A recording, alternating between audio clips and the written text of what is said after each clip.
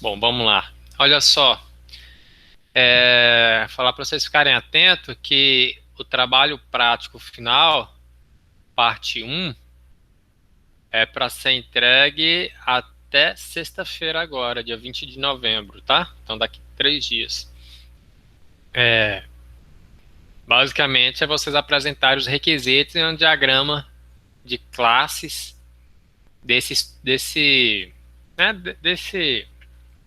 do problema que vocês vão considerar aí no trabalho de vocês, tá? Então aí é vocês olharem lá, né, propor aí um sistema com no mínimo 10 classes, né? E aí que deve haver no mínimo duas superclasses no domínio do problema. Então assim, fazer um estudo de caso semelhante ao que nós estamos fazendo, né, aqui na disciplina, que nós estamos trabalhando aqui com essas classes aqui, tá? Beleza? Então vocês estão atentos aí, né, ao prazo. Tava todo mundo ciente do prazo? Beleza. Então, façam. Qualquer dúvida aí, nesses próximos 3 dias, pode me mandar um e-mail e tal, para a gente poder tirar alguma dúvida. Mas não deixem de cumprir o prazo, que eu quero corrigir logo. E aí, se tiver que fazer algum ajuste, né? Que a parte 2 do trabalho já tá disponível lá também para vocês verem. É implementar isso, né? E é o que nós temos feito aqui no nosso estudo de caso. Eu deixei como um para-caso para vocês, né? Acharem uma melhor solução para a recuperação aí dos clientes, né? Nós estávamos fazendo uma pesquisa sequencial e aí na aula passada nós conversamos essas sobre o Java Collections, tá? E nós conhecemos aí algumas interfaces, né? Conhecemos o conceito de interface, conhecemos aí as classes e interfaces de Java Collections, né? E aí eu deixei para vocês implementarem a adequação aí nesse código para o que nós estávamos reparando? Essa pesquisa sequencial aqui para recuperar o cliente estava tornando o programa muito lento, né? Aí eu deixei como para casa para vocês implementarem aí o, o, a questão de você recuperar esses dados de uma forma mais eficiente. A gente estava vendo que para executar esse programa aqui, que nós criamos aqui no método main e tal, estava demorando mais de 2 minutos para ler um arquivo pequeno, né? São 4 arquivos nós estamos usando, cada arquivo ali tem um que é maior, que tem 100 mil, acho que são 100 mil dados de cliente, pessoa física, outro tem 1.000 dados de pessoa jurídica, aí tem lá 100 mil contas, poupança, 100 mil contas correntes, sim. Não um grande volume de dados, né? Tanto é que quando a gente olha aqui, é, quando a gente olha aqui nesse trabalho nosso, cadê? Onde é que eu deixei? Projeto NetBeans Project. Quando a gente olha aqui no nosso estudo de caso, não são arquivos grandes, né? O maior arquivo aí tem 2,5 MB, tá? E estava demorando muito, estava demorando 2 minutos. Não é aceitável isso. E aí a gente viu que o problema é o quê? Para recuperar os clientes, estava fazendo uma pesquisa sequencial. E aí, lá na estrutura de dados 2, o que é que a gente aprendeu? Ó, pesquisa sequencial não é um método eficiente de pesquisa. Você tem outros métodos de pesquisa.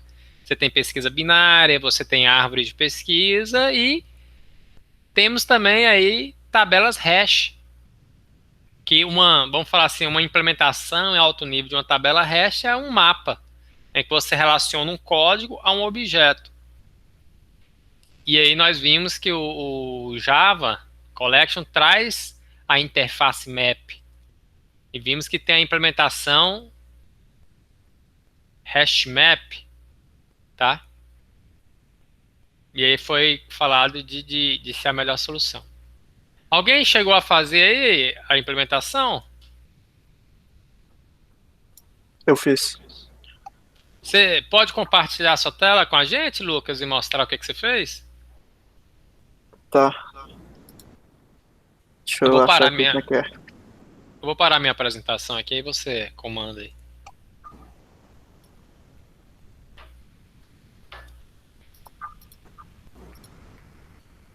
Beleza, tá dando pra ver?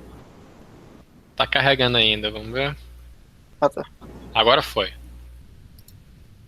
Então, eu criei uma hash map Você chamada código. conseguir aí, Lucas, aumentar um pouquinho aí, ó.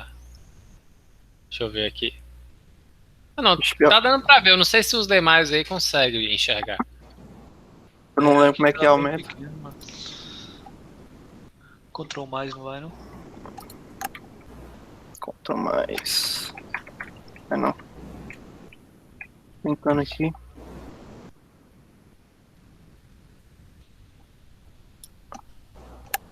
Talvez alguma configuração. Editor. Fonte. É. 18. Aí já ficou bom. Melhorou? Melhorou. Eu criei uma hash map chamada código cliente, que está associando o código do cliente, que no caso é um string, com o objeto cliente em si. E eu também criei outra, assim, tá bem semelhante ao que você tinha feito, no caso das duas array lists, só que o primeiro hash map é um código que associa ao cliente, ao objeto cliente, e a outra é um código da conta associando a conta. Aí, de modificação que eu fiz, foi no caso aqui de adicionar, por exemplo, antes era adicionar array list, né? Aí agora tenho um método put, que você associa o código que está sendo passado, aqui esse código aqui, que seria a chave, né, da hashmap, e o valor seria o objeto aqui, que foi criado aqui, pessoa física. Mesmo caso aqui embaixo, put, o código associando de pessoa jurídica. E aqui no caso de recuperar o cliente, cadê? Aqui, ó. Em uma linha ele já faz. Que é. Você tem um método get que você passa a chave no caso, o hashmap. O hashmap aqui é o código cliente. Aí você passa como parâmetro esse código aqui, que seria a chave que você está pesquisando. E ele retorna o valor que está associado a essa chave. Então ele só retorna. Aí no caso, se não for encontrado, ele retorna nulo. Então nem precisa colocar, né, um if aqui. Se ele não achar, ele já retorna nulo automaticamente. Aí está sendo retornado aqui. Cadê? Aqui, ó. Recuperar cliente. Aí aqui no caso já está sendo adicionado, no mesmo caso que você fez. E aqui no caso é da código conta, que é a segunda hashmap que eu tinha criado. Aí no caso das contas lá, de você fazer o total lá dos saldos, no caso é necessário criar uma entry set, que seria um conjunto de mapas para o seu hashmap. É feito isso porque é preciso criar um iterator também, que seria o iterador mesmo, que vai percorrer o seu map. E aí, ó, aqui é semelhante ao ponto .next lá, do array list. Aí o iterator ele vai varrendo, vai percorrendo o seu conjunto de hash maps. E aqui no caso, tem um get value. E por que faz isso? É porque esse ponto entry, no caso... Bom, eu não sei explicar muito bem não, mas ele retorna um objeto, tanto aqui que está retornando um objeto, aí do objeto eu crio um get saldo. Meio confuso aí na minha cabeça, mas depois eu tava testando. Esse aqui é next map entry. Aqui, ó, enquanto tiver o próximo, né, o iterador, aí eu criei uma map.entry, que é o conjunto de mapas dentro do seu hashmap. Ah, entendi. Entendeu? Aí depois vou mostrar pra você uma outra forma como você pode fazer isso. Beleza. Aí aqui no caso desse sprint que eu tava testando, mas eu tinha deixado aqui. Tá, não, tranquilo. Porque aqui, ó, ele tem o get key, que ele retorna a chave que você tá querendo, aqui tem um get value. Aí no caso eu quero o meu valor. Aí no valor, que no caso vai retornar um objeto, eu quero saber o saldo desse objeto. Isso. Por isso aqui que eu dou um get saldo depois. Perfeito. Você Percebeu diferença no desempenho? Ah, eu rodei aqui.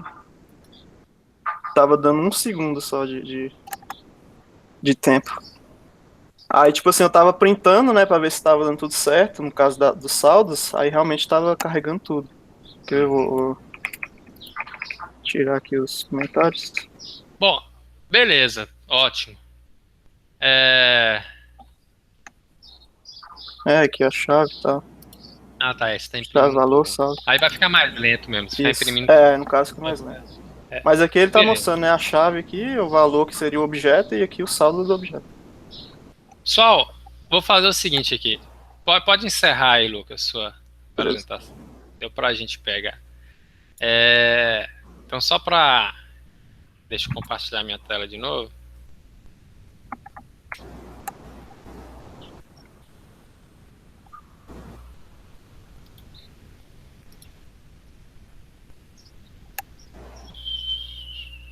Tá. Só pra gente fixar aí o que o Lucas fez. Veja só. Eu vou executar aqui no meu computador do jeito que está atualmente, com a Arraylist, fazendo pesquisa sequencial, tá? E vocês vão ver a diferença. Ele vai marcar o tempo em que vai levar para, né, para fazer todo o processo, tá? Enquanto ele vai demorar aqui no meu computador, vai variar para cada computador, né? No meu tá demorando mais de 2 minutos, tá? Enquanto ele vai fazer esse carregamento aqui, eu vou fazer uns ajustes para a gente poder executar ele já usando o hash. Primeiro, eu queria ver com vocês, com os demais, se todo mundo entendeu o conceito de mapa. O que é essa ideia do map? Tá claro para todo mundo? Não ficou muito claro pra mim, não. Não? Tá. Deixa eu pegar aqui um exemplo.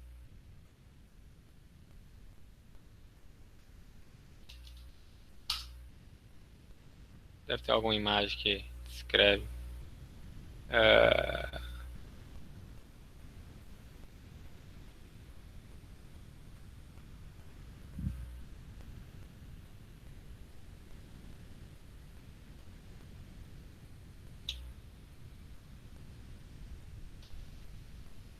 Queria só mostrar, mas não achei essa figurinha aqui.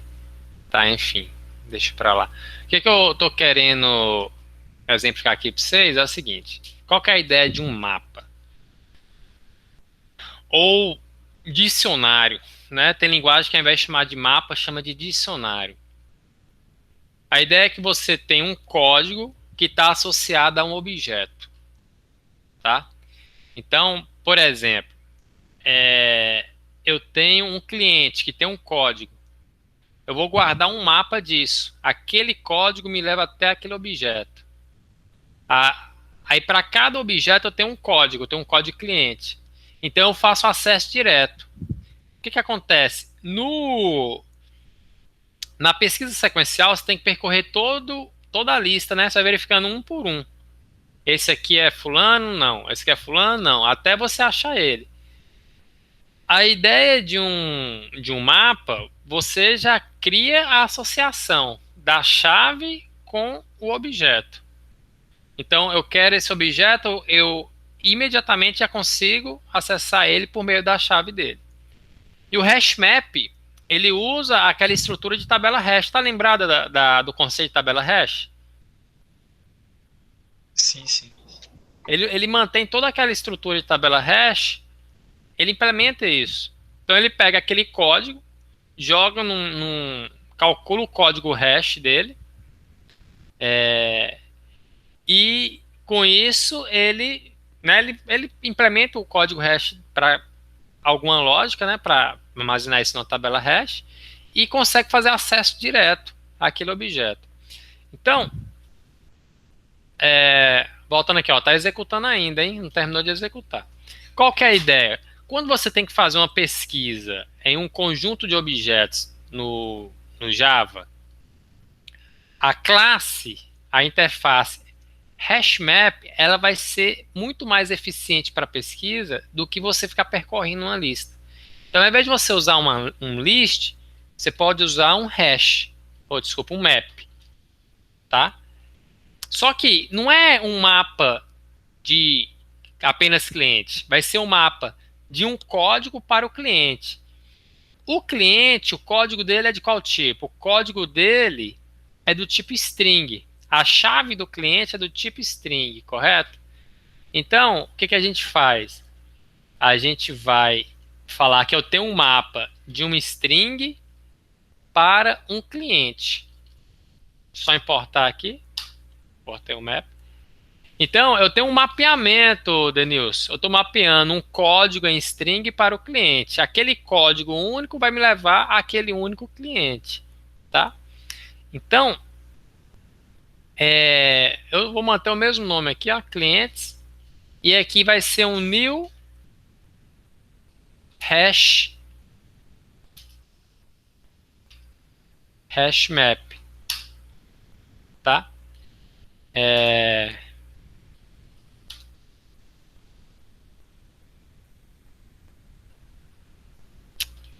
Tá faltando abre e fecha parênteses. Beleza. Bom, pessoal, aí a primeira pergunta, por que que eu coloquei aqui map e por que que eu coloquei aqui hash map? Tá, isso aqui é o que a gente chama lá no Java, na orientação a objetos, de polimorfismo. Map é a interface, né? É o conceito, tá? Hash map é a implementação. Então, é interessante a gente fazer sempre assim, colocar, né, a interface ou a superclasse aqui na declaração e na implementação a gente colocar a classe que nós queremos implementar. Qual que é a vantagem de eu fazer isso? Se futuramente eu decidir usar outra classe map, ao invés de hash map, usar, por exemplo, o hash table, eu só vou ter que mudar aqui. E o resto do meu código não preciso mudar. Tá certo? Porque aqui é a declaração, certo? Aqui eu estou declarando o que é que eu vou usar. E aqui é a implementação. Então, eu estou declarando uma referência do tipo map, mas a minha implementação que eu estou optando é hash map. Eu expliquei para vocês na aula passada, no fórum passado, que hash map é mais eficiente que o hash table, tá? Porque o hash table, ele é, como a gente diz, ele é sincronizado, então ele vai ser interessante somente se você estiver trabalhando com multithreads. Na maioria das vezes, se você estiver trabalhando de forma não paralela, o hash map vai funcionar bem. Vai ser bem mais eficiente, né? Bom, então, olha só, eu tenho um código que me mapeia para um cliente, tá? Então, o que que muda aqui na minha estrutura de dados? Na hora que eu tiver aqui no método, por exemplo, carregar dados do cliente pessoa física, eu não vou adicionar, né? O ADD é do lista, eu vou fazer um put. Ou seja, eu vou colocar o código aqui para a pessoa física. Então, olha só, eu tenho um código que está associado a uma pessoa física. Beleza? Então, eu estou criando um mapa aí de código do cliente para o cliente. Mesma coisa lá em pessoa jurídica, tá? Coloca um put, passando o código e a pessoa jurídica. Bom, o que é importante vocês reforçarem aqui? Então, o mapa ele tem esse método put que é para a gente colocar os objetos nele, mapeando a chave e o objeto. É diferente da lista. A gente estava trabalhando antes com a lista. A lista, a gente adicionava objetos na lista. A gente não tinha uma chave definida na lista. No mapa, a gente tem. Tá? Bom, o que a gente vai ter que mudar mais aqui? Nessa parte. Tá vendo que aqui eu percorria tudo, fazia um for do início ao fim até encontrar? Agora vai fazer o que o Lucas fez lá. A gente vai simplesmente retornar o quê? Retornar aí o clientes.get passando a chave, que é o quê? Código cliente. Somente isso. Anotem aí, pessoal, ó. O tempo de execução, usando lista, deu isso aqui, ó. Tá vendo aí? 3 minutos, 3,16 minutos. Esse foi o tempo para conseguir executar esse código nosso. Vamos ver agora usando o map, tá? Fazendo apenas essas pequenas mudanças.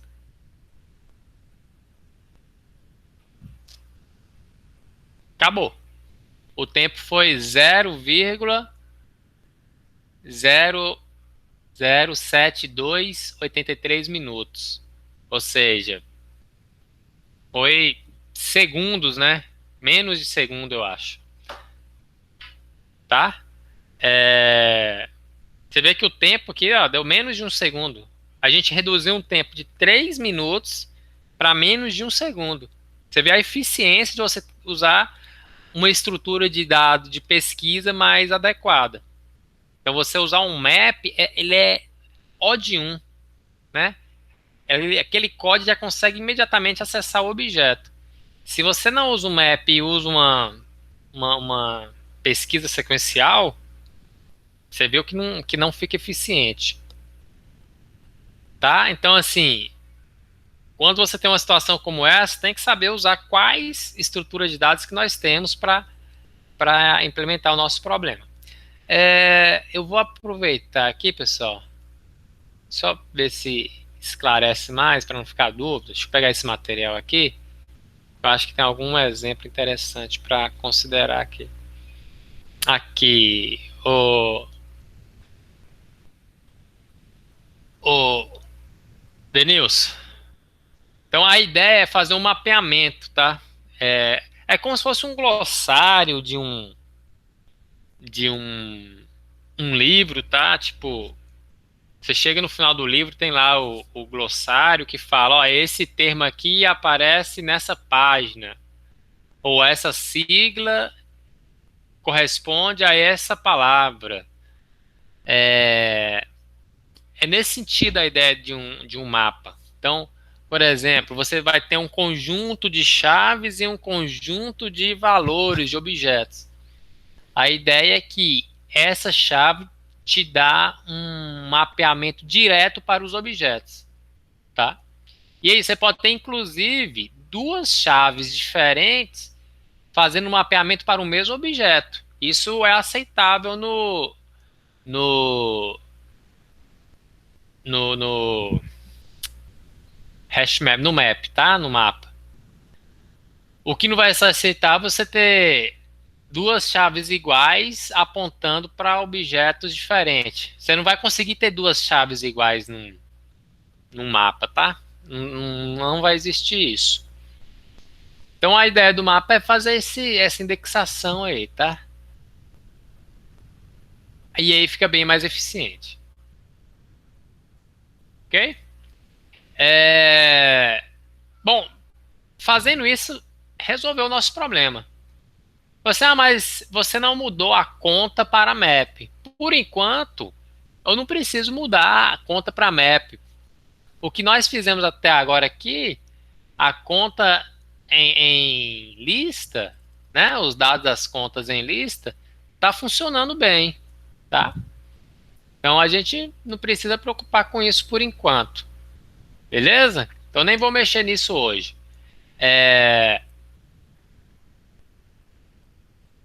Então, pessoal, conseguiram ver como é que fica muito mais eficiente se você usa a estrutura de dados correta? Pessoal, Aham. então assim, se você sabe a chave do... Agora é o seguinte, né, Denilson? Se nós não soubéssemos a chave do cliente que eu estou procurando, o mapa não ia funcionar, correto? Não ia funcionar. Eu teria que percorrer de forma sequencial. Então, se você sabe a chave do objeto que você está procurando, a estrutura de mapa é a melhor que tem. Tá? Se você não tem necessidade de fazer esse tipo de pesquisa, aí você usa um list, ou você usa até um set, né? Se você tem uma regra que os dados não podem ser repetidos, você usaria um set, tá? Mas enfim, o mapa vai ser muito útil para essa ideia de você fazer pesquisa de dados, tá? Então, vocês têm que saber usar um mapa para poder implementar um programa, né, de forma que tenha mais eficiência na pesquisa. Bom, agora, para a gente encerrar essa parte de coleção de dados, que é lá aquela questão de estrutura da disciplina de estrutura de dados 2, né? Você fazer pesquisa em um conjunto de dados e você fazer ordenação de dados. Estão lembrados de estrutura de dados 2? A disciplina era basicamente isso.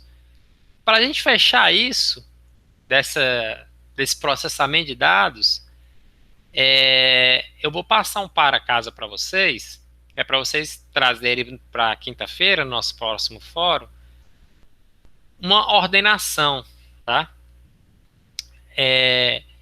Eu quero que vocês implemente um método. Ó, a gente fez aqui, ó, por exemplo, carregar dados, imprimir total depositado.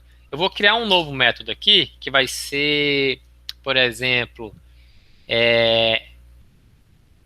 exibir contas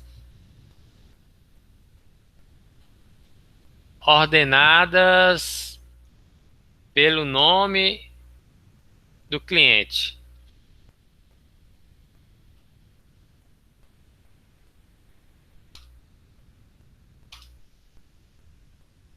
Eu vou subir esse código aqui, pessoal. Eu criei esse método aqui, ó. Não vou deixar, não vou implementar, eu vou deixar o para casa para vocês fazerem. Eu quero que vocês façam um método que é para imprimir na tela, tá? Exibir contas ordenadas pelo cliente. Aí vocês imprimem o cliente. Eu vou colocar aqui, ó. To do, né? To do para fazer. Imprimir nome do cliente, número da conta e saldo, tá?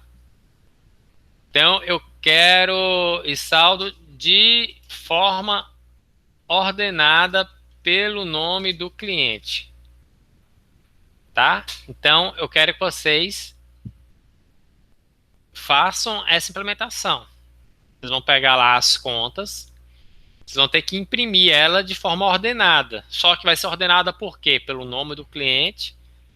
E aí vocês vão imprimir também, além do nome do cliente, o número da conta e o saldo de cada conta.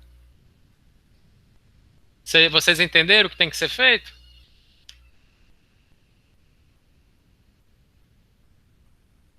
Sim ou não? É para usar qual estrutura? Ou a gente que define? Aí é para vocês pesquisarem qual que é a pesquisa que eu quero que vocês façam. Como ordenar dados no Java? O Java Collections ele vai trazer essa solução. Você poderia pensar, eu vou usar algum algoritmo lá, eu vou usar o Quicksort, eu vou usar alguma coisa que eu aprendi lá em estrutura de dados 2. Você pode pensar assim, mas eu não quero que vocês façam isso, eu quero que vocês conheçam no Java Collections como ordenar dados no Java, tá? Então, pesquisem Java Collections, ordenar dados. E aí vocês vão ver qual estrutura de dados vocês vão ter que utilizar, tá? Qual estrutura de dados vai ser mais eficiente você utilizar, como que funciona essa implementação. Então, assim, eu não quero que vocês reinventem a roda, vocês iriam conseguir. Se vocês pegassem lá os algoritmos de estrutura de dados 2, da disciplina estruturada 2, e implementassem aqui. Mas vocês não precisam reinventar a roda, o Java College já traz uma solução para isso. Eu quero que vocês pesquisem como utilizar isso e como resolver esse problema que eu estou pedindo aqui para vocês. Beleza? O para casa é isso. Tá ótimo? Beleza. Alguma dúvida, pessoal, sobre esse dever de casa aí? Agora não. Não? Tranquilo aí também, né, Williams?